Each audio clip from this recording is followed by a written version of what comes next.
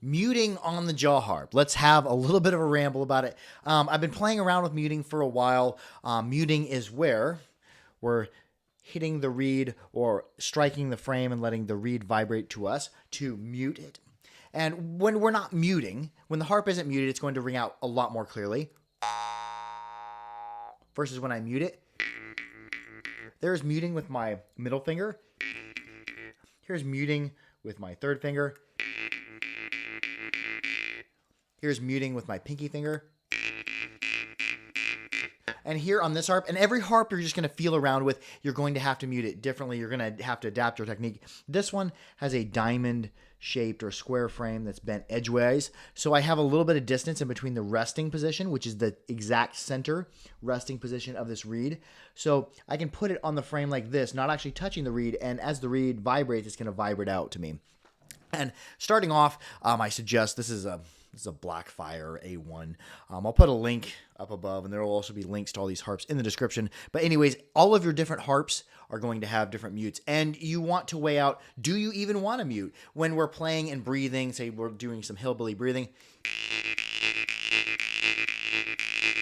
it's a lot louder and stronger sound. The sound is cleaner. But when we start muting it, here's me just holding my pointer finger right there at the beginning, right in front of it. Harder I press or the further down I go, it's going to deaden the sound even more. I'll start without the mute, and then I'll start sliding my finger down, and we can see how the muting in different places affects it. So without the mute, then with the mute.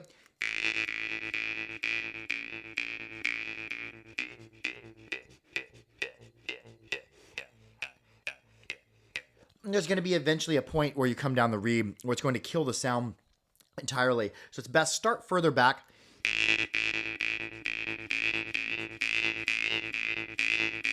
And there I'm just holding right in front of it.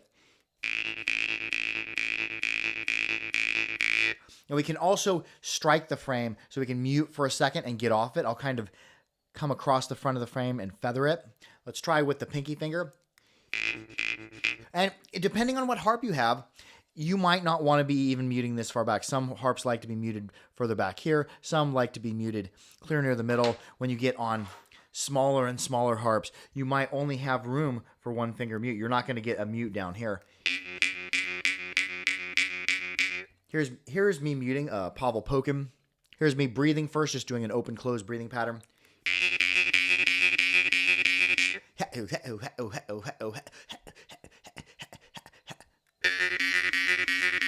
And then you throw in the mute, and you kind of do.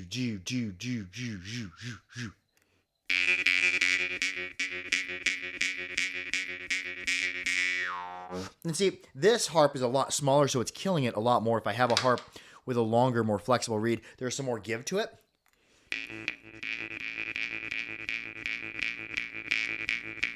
Here's without the mute. With a mute. Like second finger mutes, I call this a second finger mute or middle finger mute. Probably second finger mute would be better, but I'll sometimes strike toward myself and then pop back outward, pop the reed back outward as I pluck down. Now, if your harp has a hook trigger, you're not going to be able to do this, or if it has a big round trigger, you're going to want to do it with a little bit of finesse.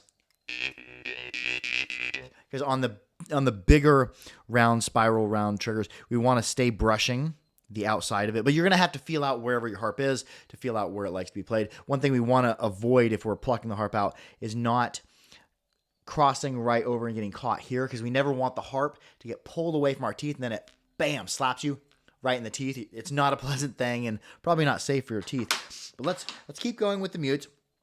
Now, I'm doing an A1. Let's try an A1 and a C2 and just see how the mutes affect differently. This is the same harp. It's they're both Zalogi Blackfires. One's in A1, one's in C2, and we'll just see how they mute differently. Here's the second finger mute. Third finger mute.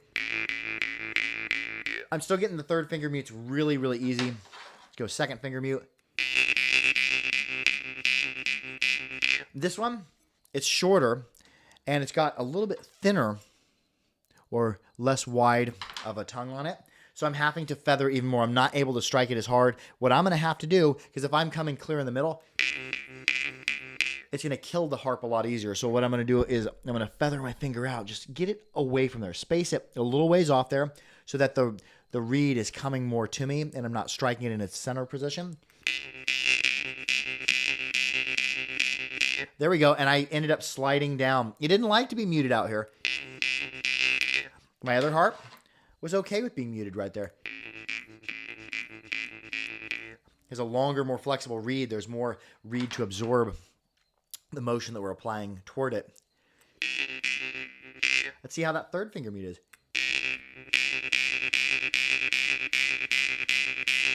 This one likes the third finger mute better. I'm betting because it's a little bit less long, so I'm really able to get third finger mutes. Some other ways to mute: the pinky finger. And see, I'm striking it here. It's killing it a lot. So I'm going to have to adjust and come down a little bit. Out here toward the middle, it's killing it. I'll come toward here a little bit. Can I get the pointer finger mute? Let's just see here. Without the mute. With the mute, I'm going to start sliding down, and we'll see where it really deadens it.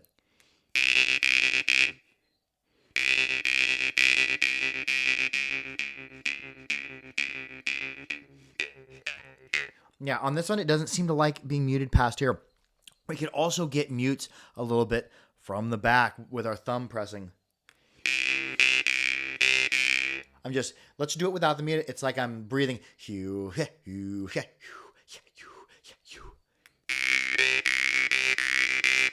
But only in the middle of it, I'm gonna press lightly inward, and I'm gonna go. So I'm doing the. But as I'm pressing the reed slightly forward, it's creating this. Let's do it without the mute. Let's do it with the mute. And I'll try to over-exaggerate so you can see when I'm pressing.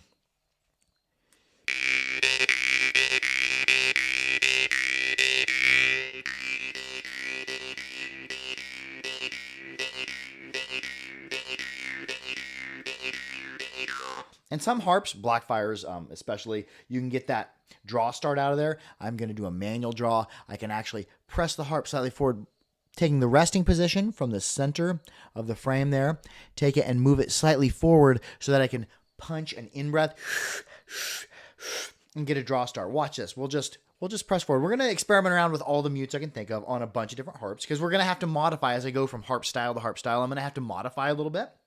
So let's see if we can get that draw. But I'm also going to go and press the reed forward.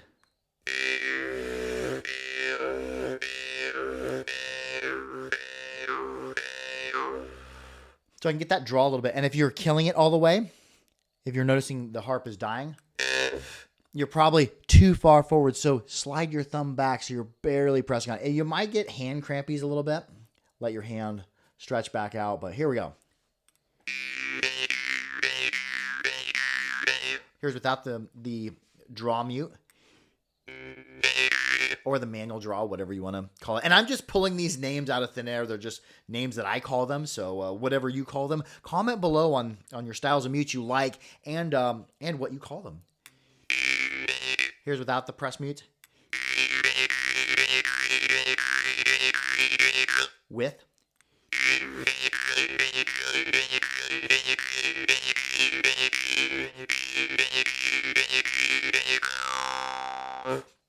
Let's go on over to another harp style. We're going to go a little bit shorter. We're going to stay in Zalogi for a bit. The C2, and then we'll go, this is a D2 Chancellor. So we're getting shorter still. Let's see what mutes we get out of it. Let's try the middle finger or second finger mute. Ooh, that's not too bad.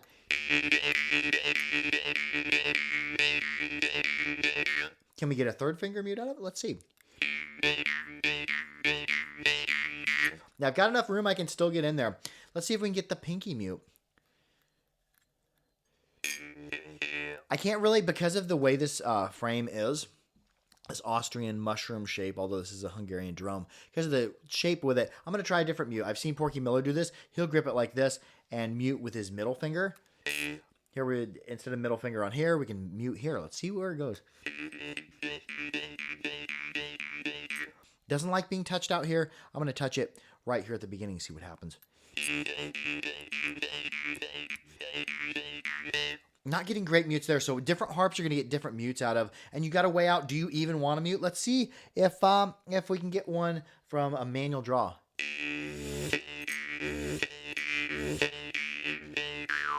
Can we get the pointer finger mute? Really, really subdued. Let's try some other harps. Let's try a higher pitch. This is a morsing or a morchang, morchung from Rajasthan. This one's made by Connie. Very stiff reed, very high pitch. I think we're around a B2. No draw start. Can I get the second finger mute? Let's see. Without the mute. Now with the mute. I can add a scratchiness. It's like I'm going.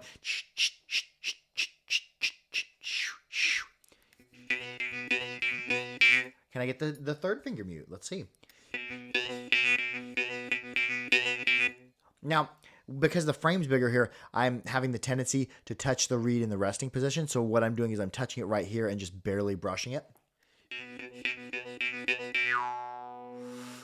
Can I get the press mutes with the thumb or manual draws? Let's see.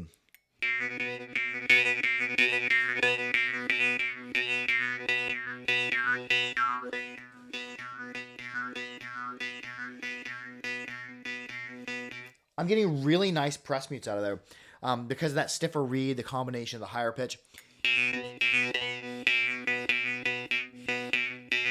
I really like that. Can we get the manual draw out of it?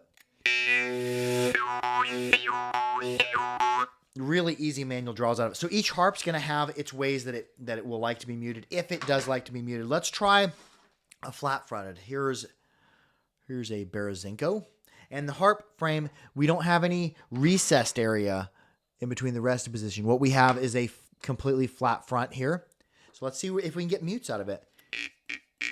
When I touch it, it stops, it kills it completely. But when I'm touching the front of here, which was a recessed area on other harps, when I touch the front of here, it's touching it in its resting position, so it's killing it. Can I touch it in its resting position lower down? Let's see. I've got a really long, flexible reed. Still killing it down here. Still killing it down here. But down here, right at the base, I can get those mutes. Another way I could probably get mutes out of this is instead of touching it in the front, I'm going to feather my finger or just keep it rested across the front of here so that I'm not fully contacting it. I'm letting the harp come to me or letting the reed come to me. Let's see if we can get those. Really difficult up here. Let's see down here.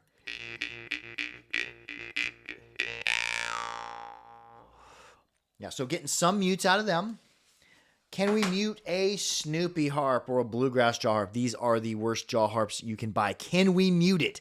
Can I mute this without breaking my teeth out of my head? Let me get a drink of water first. I don't recommend playing Snoopy or bluegrass harps ever, or Civil War or any of the toy jaw harps because they do hurt your teeth. Ouchies. Let's see if we can mute it. Second finger. Kinda. But it only kind of makes noise anyway. So let's see the third finger. Not really any muting. Let's see if we can get the press. Yeah, I am getting the presses. Not really much press, the manual draws, but we can kind of mute a Snoopy. So let's see. Let's keep going. Let's get ridiculous with this. Let's see. Can we mute a kubing? Or would you want to mute a kubing? This is bamboo. So let's see what it does. Now I'm already plucking, so I'm having to pluck in line with it. Let's see if I can come over here and mute somewhere on this. No mutes down here. Let's come down here. Ooh, kinda. Let's see if we come clear out toward the end where this cutout is. Let's see if we can get any muting there. Without the mute. With the mute.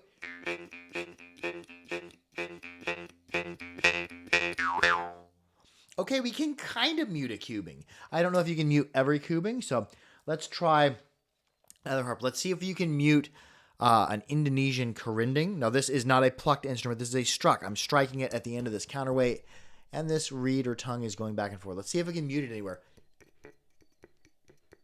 Without mute.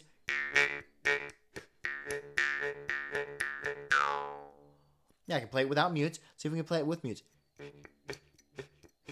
Nope. Anytime I'm touching this reed, it's killing it. Can I strike it here and try to mute it at the back? Let's see. Not really, kinda. Here's without muting. Any contact to this reed here is killing the vibration. Can I mute, or can you mute one of these Dan Moore, or even should you mute it? I don't know. But we don't want to pluck it straight away or straight toward. We're going to pluck it in line with it, so you're plucking it outward but almost away from you. So plucking without the mute. Can I reach over and mute this? Let's see if I can mute it down where the tongue is vibrating. Nope. Any touching I'm doing there. Oh, there I'm kind of getting a mute. As I move down, I'm kind of getting some mutes. Without the mute. With a mute or attempted mute.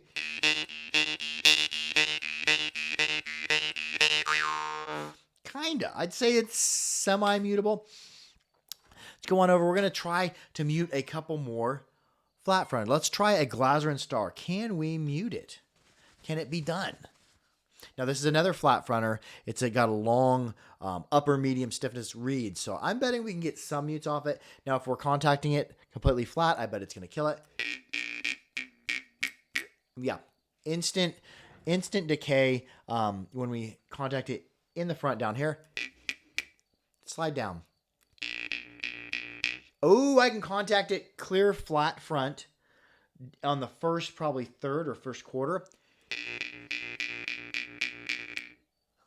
Can we get, let's see if we can get a sliding kind of pointer finger style muting where we're just dulling the sound down. I'll go without, and I'm going to try sliding my finger down. I'll see if I can do that. And you might have to adjust your grip to be able to do this, if it's possible. Let's see.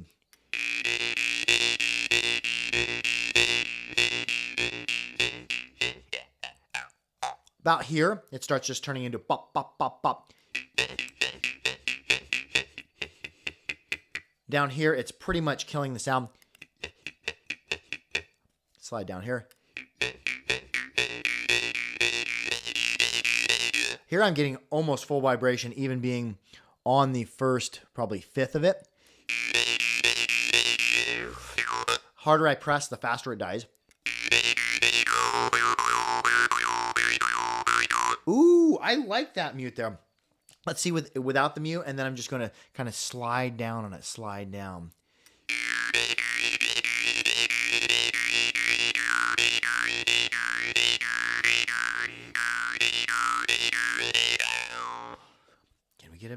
Can we get a middle finger mute here?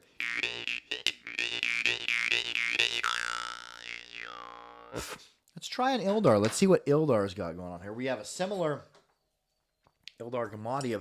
We have similar, probably almost exact same reed length, although this one's a tad shorter, much larger trigger loop. So let's see what's going on here with the Ildar. I'm kind of getting a mute out here. I'm kind of getting it. Third finger. The pointer finger.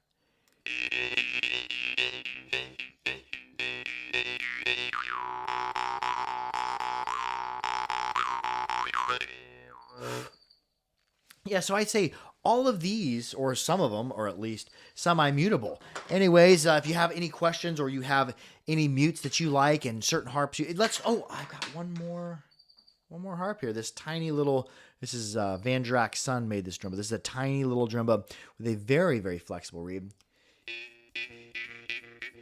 I'm kind of getting a mute out of that. So that's about going to wrap it up for advanced jaw harp technique tutorials on muting, or maybe we'll just refer to it as a ramble about muting where we explore different mutes. And I encourage you to explore muting on your jaw harps if you have a jaw harp you want to mute. Now, I probably wouldn't suggest muting super old antique jaw harps or muting harps that you can't actually replace, like if the maker doesn't live anymore or if they're really hard to get or super melodic. It's probably not best to mute on them, but if you got a regular everyday playing harp, go ahead and mute it. See, and you might have to feel around and see where does the jaw harp want to be muted. Anyways, be sure to like, share, and subscribe for more harpery. Make sure to keep your harps clean, keep them dry, keep them oiled. But most of all, be good to each other. Harp out.